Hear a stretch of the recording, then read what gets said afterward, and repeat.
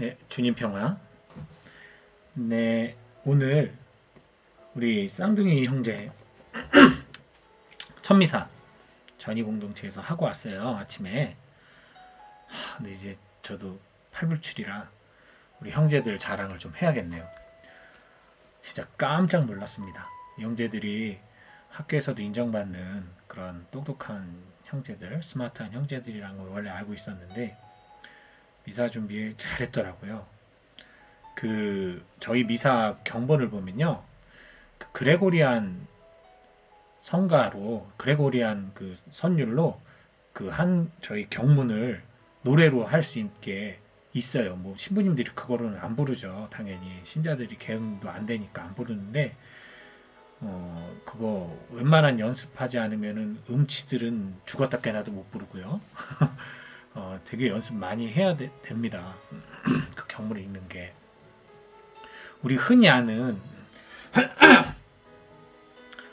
뭐 마땅하고 옳은 일이옵니다. 이거하고 다른 거예요. 그거 뭐 아시죠? 주님 뭐 당신은 뭐 거룩하신 피로써 뭐 이렇게 그 저희 그 성 부활 대축일 전야 때 그 부제님이나 신부님이 그 부활 찬송 하는 거 있잖아요. 그 뭐지? 갑자기 생각이 안 나네요. 맨날 불렀는데 저는 그 노래를 맨날 불렀는데 생각이 안 나네요. 어, 갑자기 생각이 안 나요, 진짜. 생각나면 불러드릴게요. 어쨌든 그런 의미 아니라 이 경문 읽는 거는 약간 다르거든요.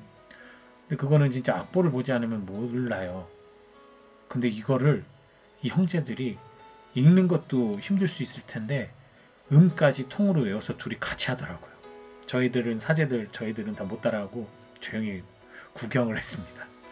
어쨌든 미사도 그렇게 잘했고요. 강론도 아주 하비에르 형제가 강론을 했는데 되게 어, 복음을 잘 꼭꼭 씹어서 강론을 잘했고요.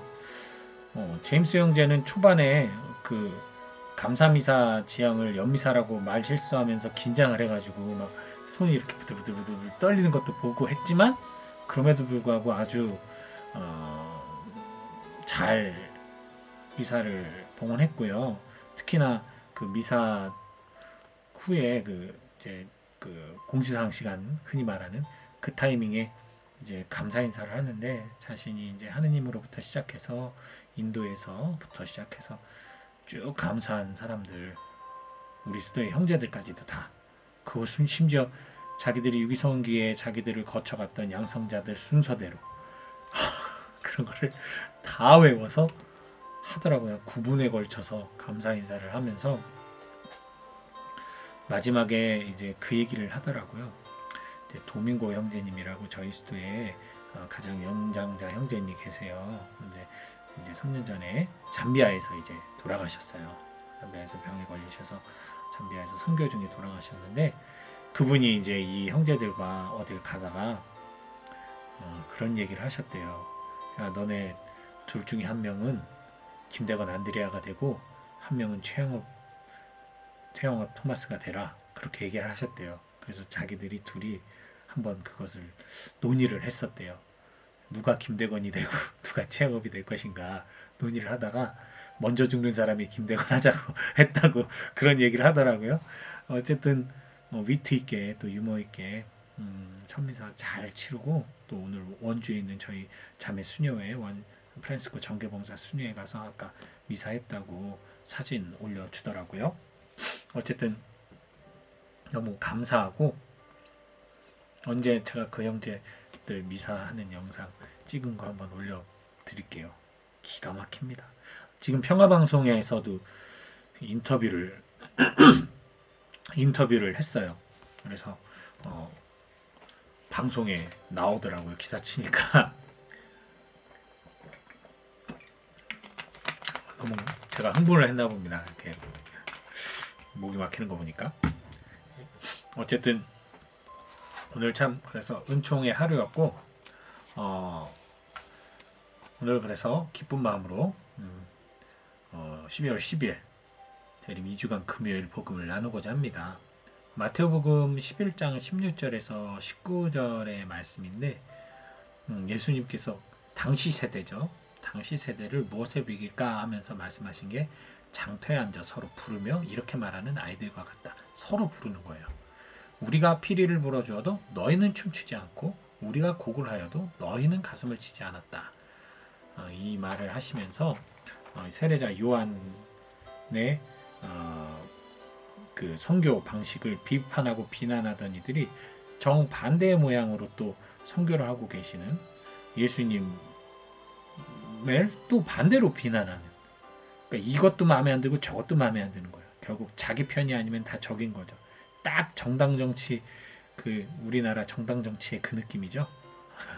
그래서 맞아요. 이들은 종교하고 정치가 분리되어 있는 사회가 아니었기 때문에 이 종교 지도자들이 결국은 정치 지도자들이에요. 그러니까 딱 정치하는 짓을 하죠. 내 편이 아니면 아무리 그것이 옳더라도 절대 그것을 옳다고 얘기하지 않는 그런 모습 보이죠. 근데 어쨌든 그 부분을 조금 이렇게 살펴봤습니다. 장터에서 서로가 마주보고 지금 얘기하는 거에서 야 내가 피리를 불었는데 너희는 이렇게 즐겁게 피리 불어도 그거에 반응해서 춤도 안 추고 내가 이렇게 막 곡을 했는데 너희는 그거 같이 슬퍼하는 신용도 안 한다. 그러니까 서로 통하지 않는다는 거예요. 벽을 두고 있다는 얘기죠. 함께 놀자 그랬으면 함께 놀아야 되는데 따로 전혀 내가 노는 방식을 공감하지 않고 그냥 우두커니 바라보고 있는 것과 같죠. 뭐 이런 걸 흔히 셀프 왕따라고 하기도 하는데 어쨌든 그런 비유를 들면서 이제 예수님께서 요한이 단식하고 진짜 메뚜기 먹어가면서 단식하고 거칠게 광야에서 선포를 한 것을 보고 사람들은 마귀가 들렸다라고 저거 미쳤다 광인이다 광인처럼 보일 수도 있겠죠. 막 메뚜기 막 집어먹고 털어도 있고 막 미친 듯이 소리치고 하니까 광인처럼 보일 수도 있겠죠.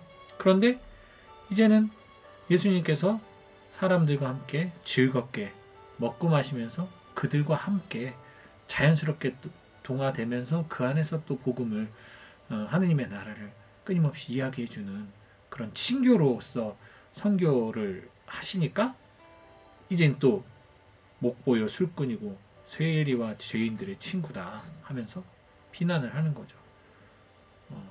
세리와 죄인들을 욕하던 비난하던 바리사이에 비난하던 그 세례자 요한 그리고 예수님도 사실은 세리와 죄인들이 예수님께 와서 회개하고 예수님을 만나기 때문에 용서를 하는 거지 그들이 예수님을 찾지 않고 회개하지 않을 때 용서하지는 않으셨어요. 네, 어쨌든 그런데 이 두 분 세례자 요한과 예수님 두 분 다 바리사이하고 율법학자들을 비난했거든요. 당시의 종교 지도자들이 율법으로 자신들의 지배 통치 체제를 잡아서 사람들을 율법으로 올감해서 죄인으로 만들어버리고 그로 인해서 열등감을 갖게 하고 자신들의 우월의식을 더 느끼게 만드는 자신들이 더 위대한 사람인 것처럼 의수되는 그런 교만을 꼬집고 비난을 했죠. 그러니까 공공의 적이 된 거예요. 그래서 그들이 뭐를 하든 다 반대, 다 무시, 다 비난하는 거죠. 근데 정말 이 피리를 불어주어도 춤추지 않고 곡을 하여도 가슴을 치지 않았다는 이 말씀을 통해서 공감하지 않는 삶이 얼마나 공감하지 않는 신앙생활이 얼마나 위험한 것인지를 또 한번 깨닫게 됩니다. 우리의 신앙생활은 하느님을 사랑하는 거예요. 그죠? 하느님을 사랑하고 하느님을 기쁘게 하기 위한 삶을 사는 건데 그것을 이 세상에서 실천하는 것은 결국 이웃사랑이라는 거 하느님 사랑, 이웃사랑은 한 세트예요. 따로따로 떨어뜨려서 할 수 있는 게 아닙니다. 난 이웃만 사랑할 거야. 난 하느님만 사랑할 거야. 불가능해요. 그 자체는 말이 안 됩니다. 그렇게 되면 그건 결국 어떤 형식적으로 흐르거나 사변적으로 흐르거나 둘 중에 하나가 되어버려요. 왜? 하느님은 보이지 않는 분이시기 때문에 하느님을 사랑하는 것은 피상적이죠. 하느님만 사랑한다면 피상적이 돼버려요. 그래서 결국은 이 이상만 쫓다가 현실 감각을 잃어버리고 현실을 외면하는 그런 그런 신앙에 머무는 분들도 꽤 많아요. 기도만 하고 세상 관심 없고 어떻게 되든 그냥 세상이 흘러가는 것 신경 안 쓰고 기도만 한다. 뭐 기도만 하는 거가 나쁘다라기보다는 기도만 하면서 세상의 아픔을 외면하는 것은 그거는 우리 주님께서 명령하신 제1 사명을 실천하지 않는 기만행위이고 나태함이에요. 기도만 열심히 하는 게 오히려 나태함의 모습일 수 있습니다. 세상 모든 곳에 모든 피조물에 복음을 선포하는 게 우리의 사명이기 때문에 기도만 한다. 나는 하느님만 사랑할 거야. 아니요. 하느님 사랑하면서 이웃을 사랑해야 돼. 반대로 또 이웃만 사랑해. 나 하느님 필요 없고 이웃만 사랑해.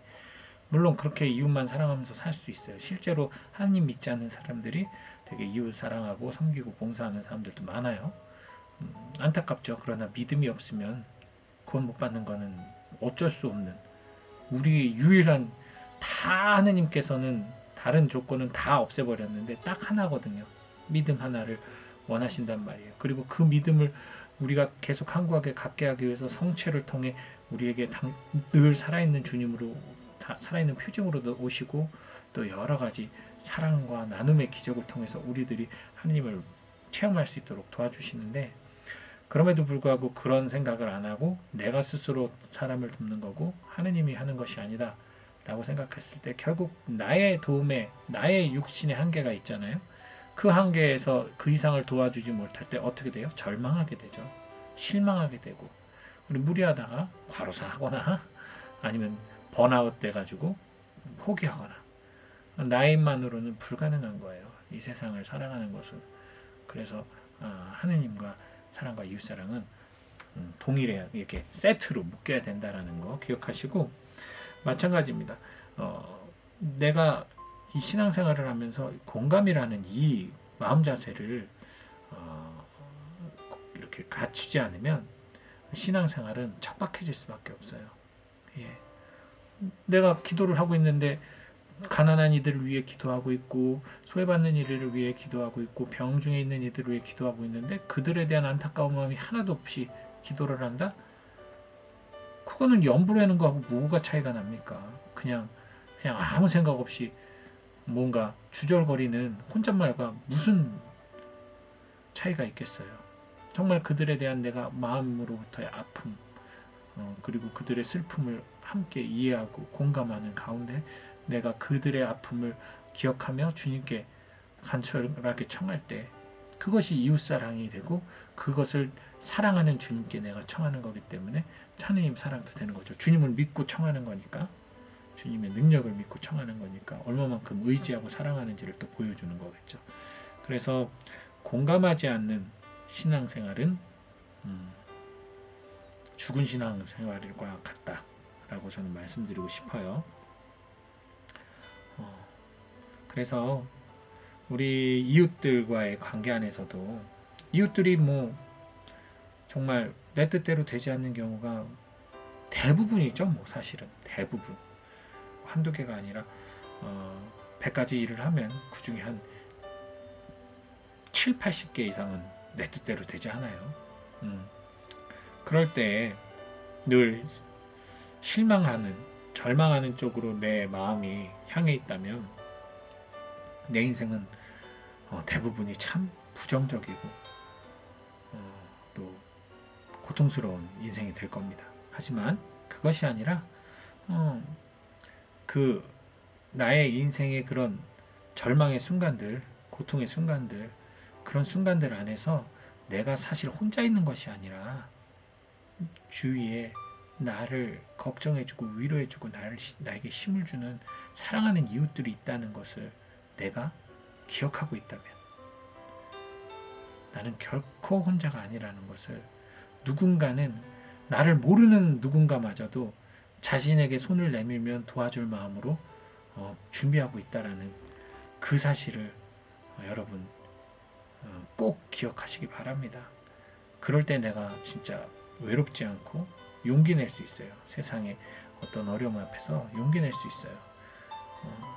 나를 위해 공감해 주려는 이웃들이, 하느님을 사랑하는 이들이 반드시 있다라는 거. 제가 언젠가 유튜브에서 어떤 영상을 봤는데 어떤 남자가 무슨 되게 비싼 자전거를 하나가 사고 싶었던 거예요. 뭐 몇백만 원짜리인지.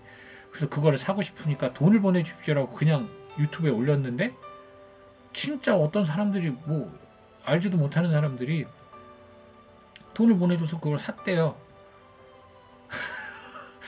그냥 뭐 없는데, 자기들한테 뭐 해준 것도 없는데 샀대요.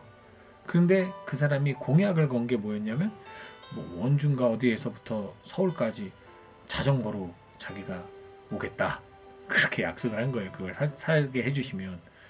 그래서 이제 그걸 이제 여기 카메라 달고 찍더라고요. 욕하면서 타더라고요. 죽어라. 뭐 끝까지 탄 것 같진 않고 중간에 자기가 결국 못했다고 조금 남겼는데 밤새 타는 노력은 보였어요. 벌레 붙고, 여름이라 덥고 막 벌레가 붙어서 오르막길에는 또 안 되니까 끌고 가면서 고생 엄청 하는 장면을 다 찍으면서 내가 이거 왜 하겠다고 해가지고 뭐 그러면서 하는데, 어쨌든 생판 모르는 사람, 그것도 무슨 대단한 유익 있는 것도 아닌 그 일에 사람이 사람을 돕는 정도의 그런 세상인데, 그런 사람들도 있는데, 하물며 우리는 그리스도인이에요. 하느님의 사랑을 받는다라고 믿고 있고, 사랑을 전파하라는 지상 최대의 명령을, 우리는 요청을 받은 사람들이고, 또 그분의 사랑을 안다면 당연히 사랑을 나눠야 될 우리들이기 때문에, 도움을 청하는 이들을 외면할 수 없는 우리들이기 때문에, 사실은 저희는 도움을 청하는 일을 외면해서는 안 돼요. 설사 내 생각에 저 사람이 아닌 것 같다 싶더라도. 사실 이번에 제가 서울로 전철 타고 방송 녹화하러 이렇게 올라간 적이 있는데, 그때 앞이 안 보이는 어떤 분이 손에 바구니를 들고 이제 성가 음악, 실로암 같은 거 음악 틀고 이렇게 조금씩 걸어오시더라고요. 역시나 아무도 뭐 신경 안 쓰는데, 제가 이제 2,000원을 주머니에서 준비하고 있다가 2,000원을 살짝 이렇게 넣었어요. 바구니에. 아주 살짝 천천히 가기 때문에 뭐 소리 없이 살짝 놨는데, 분명히 그게 소리가 안 들렸거든요. 근데 얼마나 빨리 싹 손가락으로 지폐를 탁 잡더니 바로 싹 챙기든지. 사실은 뭐 옷 입은 것도 너무 깨끗했고 신발도 깨끗했고, 뭐 그분이 보이는, 눈을 보이는데 안 보이는 척 하신 건지 뭔지 그런 건 저도 모르겠어요. 그걸 의심하기 시작하면 저의 도움은 더 이상 어떤 가치가 사라지겠죠. 저는 나에게 필요하다 요구하고 있으니 해준 거예요. 내가 할 수 있는 것을. 할 수 없는 건 안 합니다. 할 수 없는 걸 하는 건 미련한 짓이에요. 할 수 있는 걸 해야 돼요. 할 수 없는 걸, 뭐 빚을 져서 내가 누굴 도와준다거나 이런 거는 진짜, 그거는 사랑 같지만 사실은 나도 망하고 저쪽도 망하는 길이에요. 그런 거는 여러분 주의하시고. 그래서 공감하는 신앙. 그래서 나도 그들의 아픔을 이해하고 그들의 기쁨을 나누고, 또 그들도 나의 아픔과 기쁨을 나눌 때 이 신앙의 공동체가 정말 살아있는 그리스도의 공동체가 되는 거죠. 그리스도인의 공동체. 여러분도 이 공감하는 신앙을 살아가시길 바라고요. 오늘도 여러분 편안한 시간 되셨길 바랍니다. 또 이제 주 한 주가 다 끝나갑니다. 대림 3주가 벌써 다가오고 있어요. 또 2000년째 지나가고 있습니다. 예, 남은 대림 2주 축복과 은총의 시간, 또 많은 성찰과 회개의 시간, 그래서 다시 주님께 돌아가는 시간 되시길 바라면서 저는 오늘 이만 방송을 마치도록 하겠습니다. 주님 평화.